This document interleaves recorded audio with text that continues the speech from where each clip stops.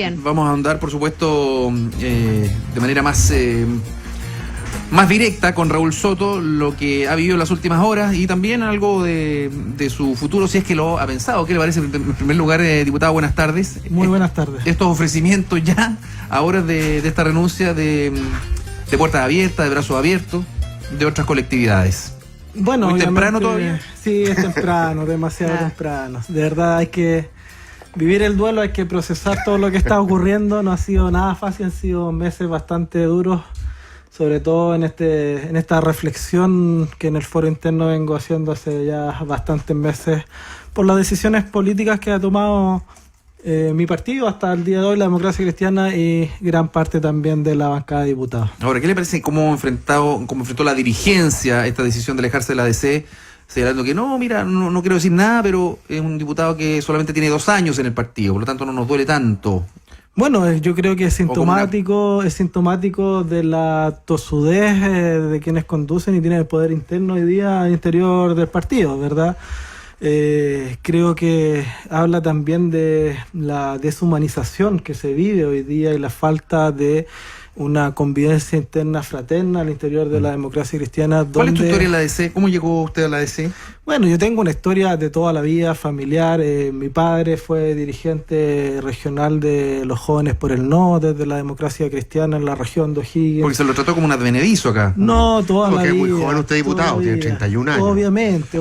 Otra cosa es que yo decido militar formalmente después de terminar mi carrera de Derecho en la Universidad de Chile, porque tenía muchos amigos que se metían a la política, era una facultad muy politizada además, y finalmente no terminaba la carrera. Entonces yo hice un compromiso familiar de no militar, no participar activamente en política, al menos hasta tener mi título, y eso lo cumplí, ¿verdad? Y por eso mi militancia es más reciente, pero la historia familiar y los valores y principios del humanismo cristiano son parte de mi formación durante toda la vida, y son esos los que hoy día veo. O sea, no una militancia por conveniencia, como se ha visto en otras candidaturas, por ejemplo. Acá había una convicción y una historia familiar que había un espíritu. Por supuesto, hay una red tremenda de dirigentes, de concejales, alcaldes de la región de O'Higgins, del partido, con los cuales hemos construido un gran trabajo durante muchos años. Diputado, y en esa lógica, ¿qué es lo que lo lleva a querer renunciar a la Democracia Cristiana? ¿Es que la DC se alinee con el gobierno?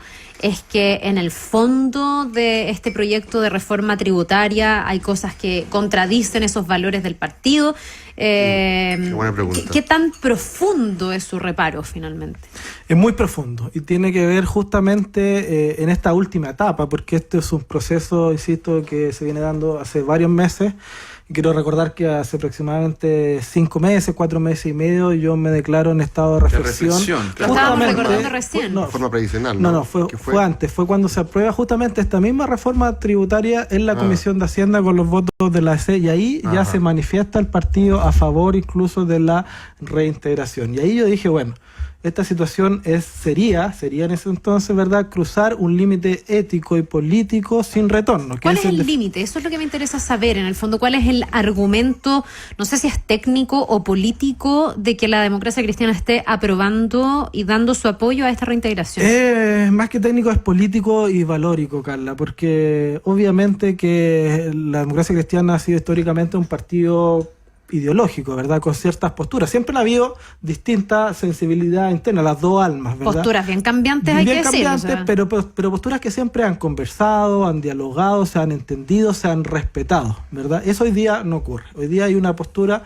que intenta ponerle el pie encima permanentemente a la otra y intenta invisibilizarla. Entonces, cuando Fuachaín habla, ¿verdad?, de que somos un partido dialogante, perfecto, dialoguemos todos, pero es re fácil salir a dialogar con el gobierno, ¿verdad?, para buscar acuerdos y en definitiva aparecer como un partido, ¿verdad?, pro acuerdos país, ¿verdad?, pero no tienes la capacidad al mismo tiempo de dialogar internamente con quienes piensan distinto en tu propio partido, o dialogar también con el resto de la oposición. Allí ha habido también carencia de diálogo. Pero cuando hablo, Carla, de un incumplimiento de los principios, que es la razón de fondo, Me refiero principalmente a la reintegración.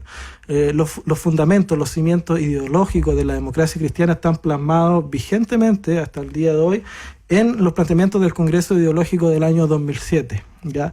Y en ese documento se dice clara y expresamente que la democracia cristiana lo que tiene que hacer en materia tributaria es cambiar el sistema para una mayor justicia y equidad tributaria a través de impuestos progresivos. Es decir, los que tienen más tienen que pagar más impuestos y contribuir más al fisco para que esos recursos se redistribuyan a través de políticas sociales en beneficio de los más vulnerables y de la clase media. Acá se hizo exactamente lo contrario con la aprobación de la reintegración, porque se le hizo derechamente un perdonazo tributario de más de 800 millones de dólares anuales a los más ricos de nuestro país. Y bueno, nos dicen, pero está bien, pero logramos avances para las pymes, para las regiones, para los adultos mayores. Yo aprobé los avances para las pymes, la rebaja de las contribuciones a los adultos mayores y el 1% de las inversiones para regiones, que eran cosas positivas. Las cosas positivas siempre hay que apoyarlas.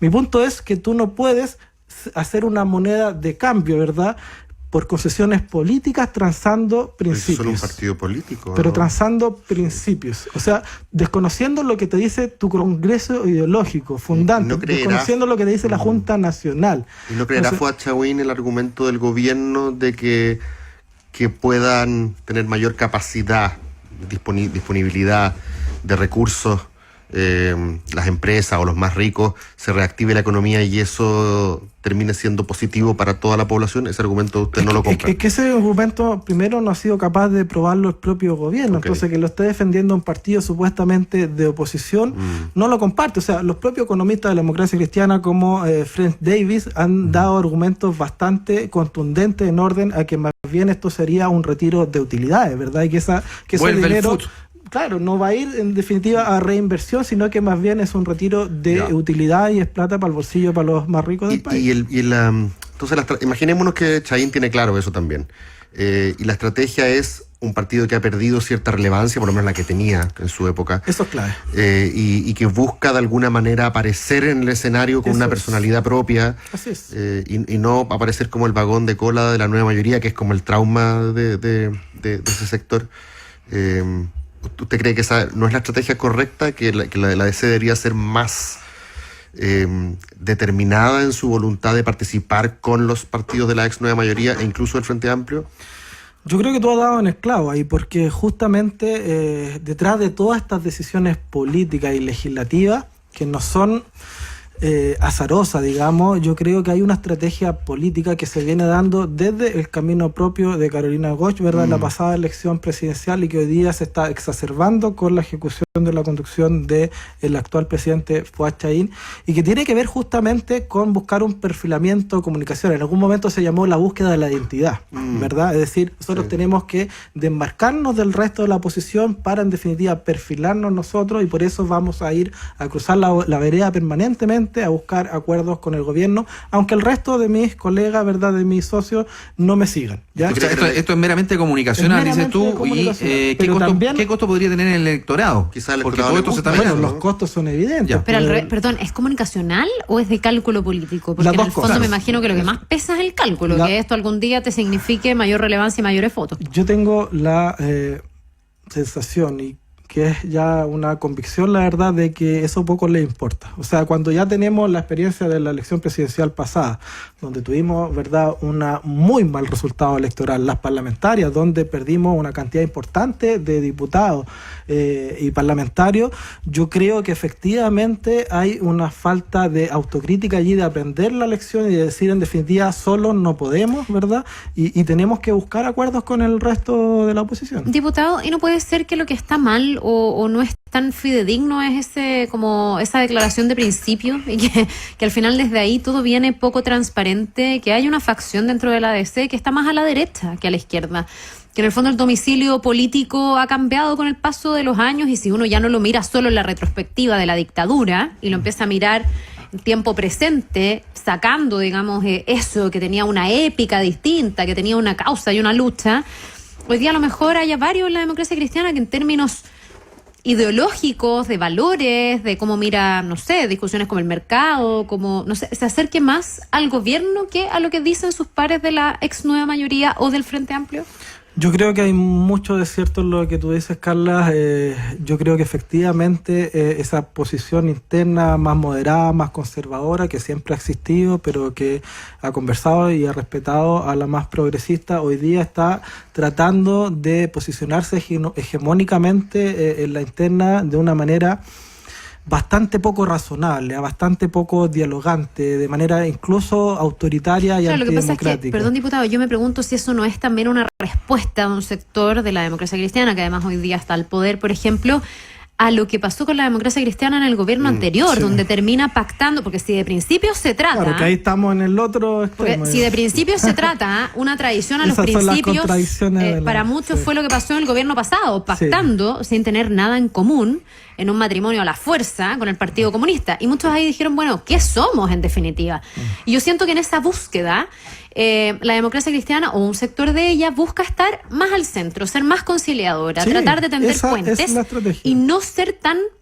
En la mirada de la democracia cristiana, estoy tratando de hacer una interpretación no tan ultra, no tan radical, o sea, no hablar de retroexcavadora y hablar de pequeños cambios o la moderación, como que la moderación es parte de la historia Para conservarlo, de la democracia cristiana. Para conservar lo que va quedando, porque yo creo que la democracia cristiana no es que mañana vaya a volver a crecer a lo que fue a fines de los 60, No, cuando tú eres una persona de al 30 contrario. años y sabes que probablemente hoy día RD y ese tipo de partidos funcionan como un polo de atracción mayor para parte importante de la juventud que se interesa en política. Entonces yo creo que también quizás están tratando de no seguir perdiendo más electorado y apuntar a ese que les queda. No, y en un mundo que se polariza, Pero o sea, yo en Chile creo, también. yo comparto eso, ¿eh? Yo creo que la estrategia política en la cual se hablaba, que está detrás de todas estas decisiones, pasa justamente por eso, por disputar un espacio que desde mi punto de vista, y esto es una apreciación muy personal, es ficticio, que es el llamado centro político, Sí. ¿ya? Y que es un espacio, ¿verdad? Y por eso hablan mucho de la clase media, de las pymes, pero lamentablemente para ello hoy día vivimos un escenario político totalmente distinto. O sea, ya no estamos en la década de los 80, de los 90, donde se podía hablar prácticamente de bloques sociales, donde tú le hablabas, ¿verdad?, a un tipo de electorado y eso te retribuía con una cantidad determinada de votos. O sea, tú no puedes hablar hoy día de voy a beneficiar a la clase media y esperar que esa clase media, que es tan diversa, tan amplia, tan heterogénea, responda, ¿verdad?, de manera monolítica ante eso. Hoy día el escenario político es líquido y en ese sentido creo que la estrategia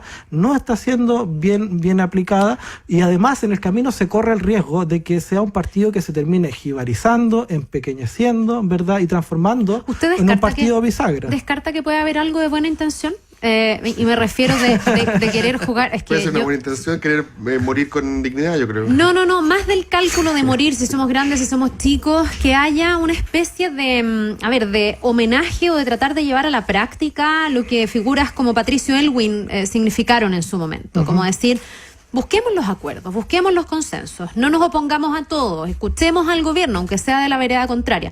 ¿Eso es muy iluso o No, puede es haber totalmente también una razonable. sensación de... Pensemos un poco como en el sentido unitario de la República, porque si no es por nosotros, me estoy, insisto, poniendo en la cabeza la democracia cristiana, si fueran algunos en este sentido bien intencionados, podrían decir, oye, si no somos nosotros los que ayudamos a este gobierno, básicamente este gobierno no va a pasar ningún proyecto, porque todo el resto no se los va a dejar pasar. ¿Puede haber algo de eso, como de la medida de lo posible, los grandes acuerdos nacionales, Sí, o eso es pura, yo creo que pura hay, ilusión? No, sí hay yo creo O sea, que puede ser eso, pero a lo mejor no es gratis. exacto. Ah, bueno, pero claro. yo creo que parte así, Nunca tan Carla. ingenuo, pero... Claro. Pero me pregunto en la base. Parte con epítetos como la oposición constructiva. Claro. ¿Verdad? Que está bien, o sea, yo soy dialogante. Yo cuando fui presidente de la Comisión de Trabajo conversé con el gobierno permanentemente. También, por supuesto, logré acuerdos con la oposición que después no se respetaron. Pero hay que dialogar, hay que buscar acuerdos y cuando, en definitiva, desde veredas distintas, desde posiciones políticas, desde visiones de país distintas, es posible converger y ambas partes ceden, ¿verdad?, en beneficio del país.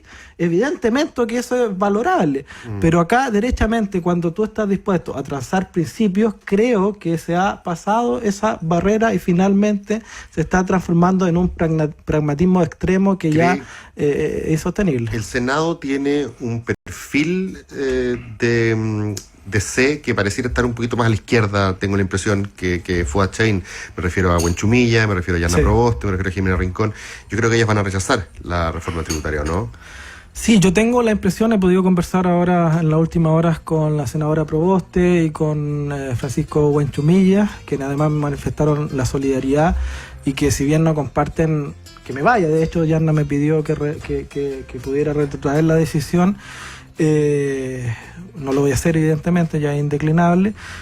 Sin embargo, comparten los fundamentos de fondo. Y eso habla justamente de esto que les señalo, ¿verdad? De un partido que no está dialogando internamente. Si el presidente del partido no es capaz de conversar con sus senadores, con sus diputados disidentes, ¿verdad? Lograr acuerdos. Entonces, eso en algún momento tiene que empezar a confluir.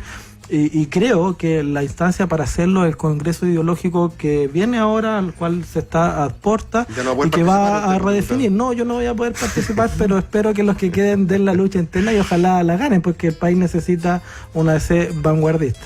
Bien, pues diputado Raúl Soto, ex militante e integrante de la bancada de la DC y futuro integrante de la bancada, punto suspensivo. Muchas gracias por venir a conversar con nosotros.